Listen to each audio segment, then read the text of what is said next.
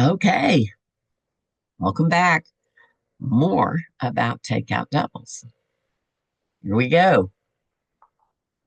So remember last week, who bids a takeout double? It's overcaller. And when is a takeout double made in an auction? Your opponent must have opened a suit. What does it promise? If one suit has been bid, double promises 11 high card points, 11 or more, less than 3 cards in the suit that was bid, and 3 or more cards in each of the unbid suits. If 2 suits have been bid, the double shows 11 or more high card points, but you must have at least 4 cards in each of the 2 unbid suits. Who is advancer? It's the partner of overcaller, partner of the double. Who is RHO? Do you remember that? Right hand opponent. Whoever you are at the table, the person on your right is your right hand opponent. And guess who the person on your left is? Your left hand opponent. When might doubler rebid? With 16 or more high card points, or if advancer Q bids, which you don't know about yet, we're going to talk about it today, or shows extra values, making a free bid, bidding when they didn't have to, or skipping a level. So what's a free bid? Your partner, they open the bidding in a suit, your partner doubles, and your right hand opponent bids. When your right hand opponent bids, advancer is not required to bid, but they can bid. And we call that a free bid because you freely chose to bid. Typically, as we talked about earlier, advancer bids their longest suit and their level shows strength. So still, with 0 to 5 high card points, you should pass. That's not a very good hand. Maybe a 5-point hand if you had a long major or something, but typically you're going to pass. With 6 to 9, even though you don't have to bid, you should bid. Because remember, the overcaller, the doubler, has almost as many points as opener. So just because opener and responder bid doesn't mean that you and partner, you and doubler, don't have as many points as they did or more. So you want to compete for the auction. So if you have 6 to 9, even though you do not have to bid, you should choose to bid if you have a 4-card or longer suit. That is one of the ones partners show. With 9 to 12, you can bid your 4-card suit skipping a level to show more points. With 12 or more, you're going to consider game somewhere. So let's practice. You're going to work independently using the hands and auctions on page 20 and 21. Count your high card point, check the length of your suits. Remember what your partner showed when they doubled, write that down. Choose if you will bid as advancer, and if so, what to bid. So, since your right-hand opponent bids, you don't have to bid. You can choose to bid. And if you do, what will you choose to bid? Pay attention to your position in the auction and that the auction is different on each page. Time allows, discuss your answers with the table. Now have fun. Let's see how we did. North opened a club.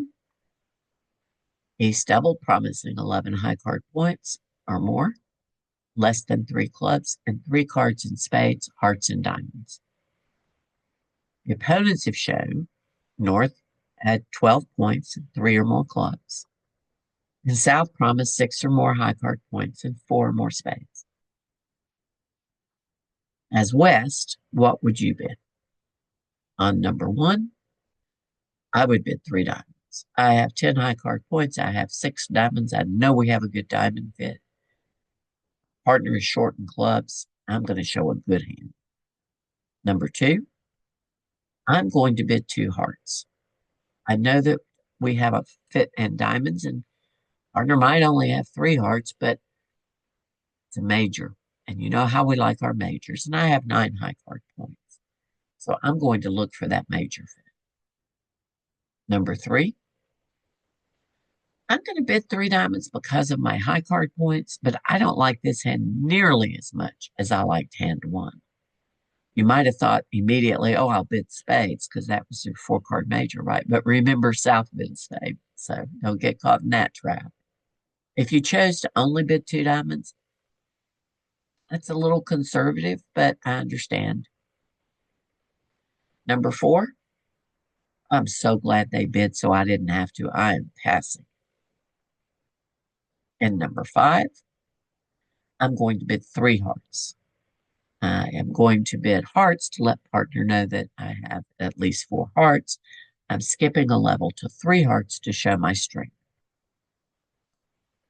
Okay, so this time, West promised 11 plus high card points, four or more spades, and four or more diamonds. Remember that when two suits have been bid, West promises the two unbid suits. The opponents have shown North has 12 to 15 high card points, at least three clubs, and four hearts because he raised hearts. And South, at least six high card points and four hearts. Remember, we know North has 12 to 15 because with more than 15 and raising partner, he would have skipped a level. So pretty clear about how many points everyone has. The opponents have a heart fit. So as East, what would you bid? On number six, I would bid four spades. I have 12 high card points. Partner has four spades. I know we have a spade fit. They have four diamonds. I know we have a diamond fit. We have two fits. So I think I should be a little more aggressive on this. Number seven, I'm going to bid two spades. I have four spades. I have 6 points. I don't want to let them play two hands. On number eight, I'm going to bid three spades. You know, one of the things I know is East is that partner has a singleton heart because South and North each have four. So, I have 10 high card points. Partner has a singleton heart. We have a spade fit. I'm going to bid three spades. I'm going to invite partner to bid. Number nine, I'm going to pass. I'm so glad that they bid two hearts. I did not want to bid this hand. And number 10, well, I have 10 high card points. I have five spades. I'm going to bid three spades. I like this hand a little bit better than I like eight because you know why? I like extra trumps, right? Nine trumps instead of just eight just makes my life better. So we've been talking about that word Q-bid. Let's learn what it is. Q-bid is a forcing bid in a suit bid by the opponents. So it's a suit that the bidder cannot want to play with that suit as trumps, right? The opponents bid it. There's lots of kinds of Q-bids. They either give information to partner or ask for information. So Q-bids we use a lot in bridge. This is your first exposure to them. They have different meanings and different contexts and different auctions.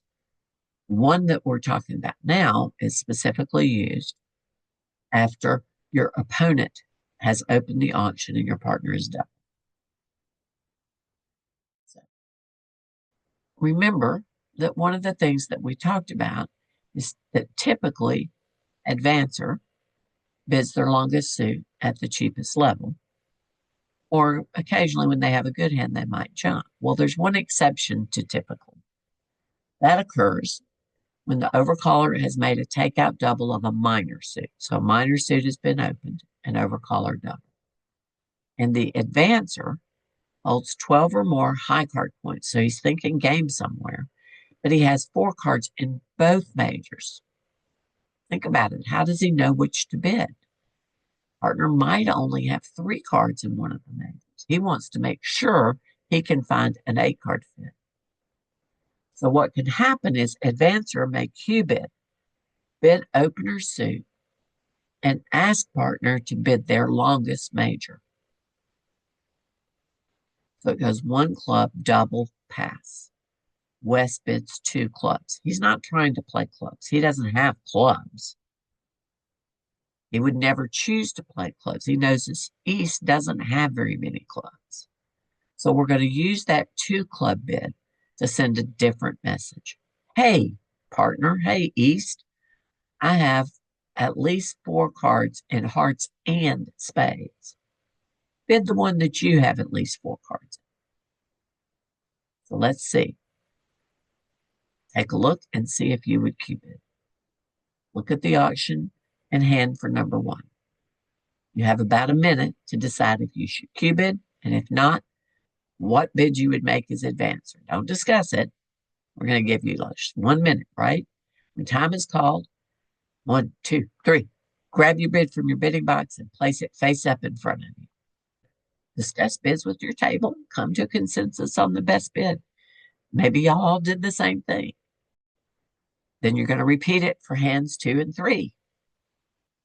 So on hand 1, did you cue bid? He's promised 11 high card points, less than 3 clubs, and 3 cards in each in the unbid suits. Yes, I'm going to cue bid. I have 4 spades. I have 4 hearts. I have 12 points. I'm going for it. Number 2.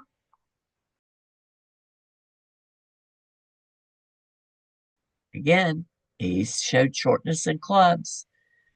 11 plus high card points. What about this one? Yes, I'm going to cue bid. I have 4 spades. I have 5 hearts. I'm going to ask partner to bid their longest major. It's true that you know that you have an 8 card heart fit, right? 5 and 3. This is something that is true pretty much throughout bridge. You have the choice between playing in a 4-4 fit, an 8 card fit that you're 4 in one hand, 4 in the other, or an 8 card fit where you have 5 in one, 3 in the other. That 4-4 fit usually plays at least a trick better. You might have noticed that in JumpStart Bridge 1 when you were looking at the trump contracts. 4-4 fits play better.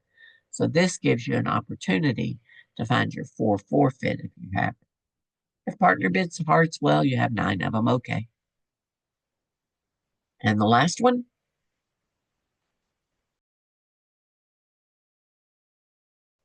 partner promised 11 high card points, less than 3 clubs, and 3 plus cards in the unbid suits. I only have 9 points this time.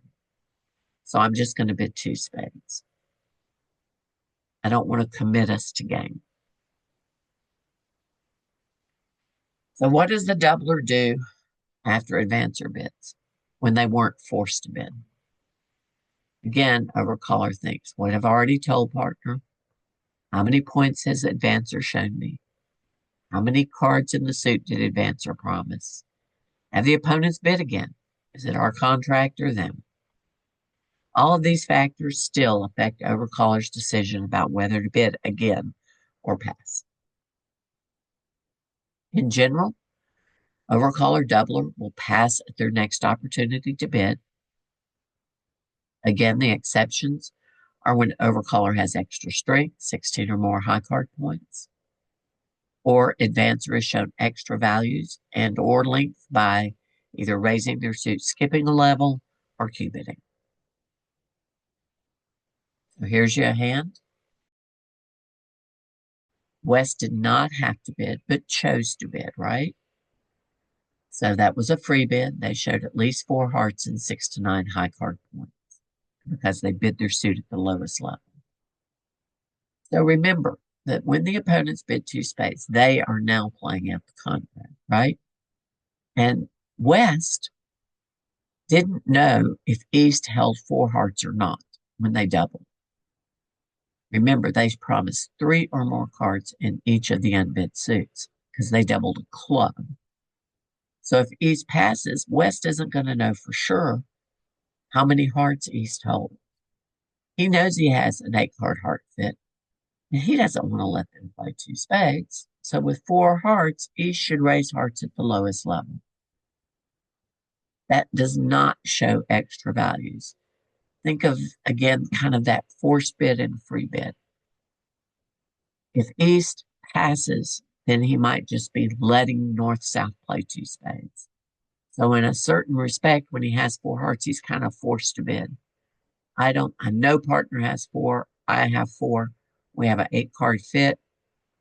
I have good hearts. I don't want to let them play 2 spades. So remember, advancer, after a takeout double, when he is forced to bid, he must bid with 0 to 9 high card points. The fact that he bids shows typically a 4-card suit. The level shows strength. So with 9 to 12, he skips the level. And with 12 or more, he's thinking game. It changes when he's making a free bid. He's not forced to bid, it's a free bid. But really, the only thing that changes with 0 to 5 is you're going to typically pass. And with 6 to 9, you should still bid in general your longest suit at your lowest level. Remember, that may change a little bit. He may strategically think it's better to bid a major versus a minor, even if he has more cards in the minor. Influencing factors, possibility of game, the level at which they would be forced to bid, and the scoring, those all come into play. With hands with less than 6 high card points, advancers should typically just bid their longest suit.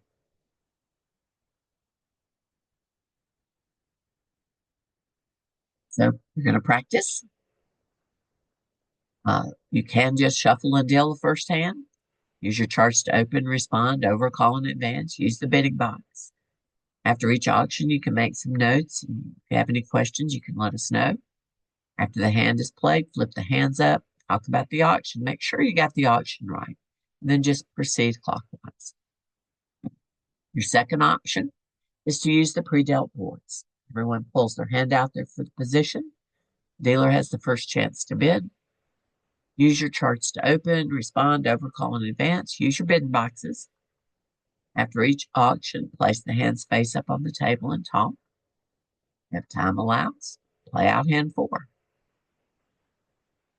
Third option, starting with board 1, everybody pulls their hand for their position. The dealer has the first chance to bid. Use your charts, open, respond, overcall, advance. Use your bidding box.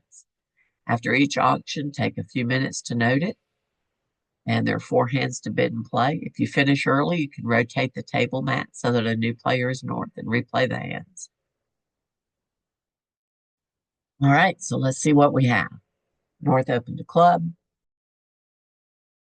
Ace doubled, throwing 11 or more high card points. 3 or more cards in hearts, diamonds, and spades with shortness and clubs. When South bid a spade, West was not forced to bid any longer, but chooses to bid because he has at least 6 points and 4 hearts. And 2.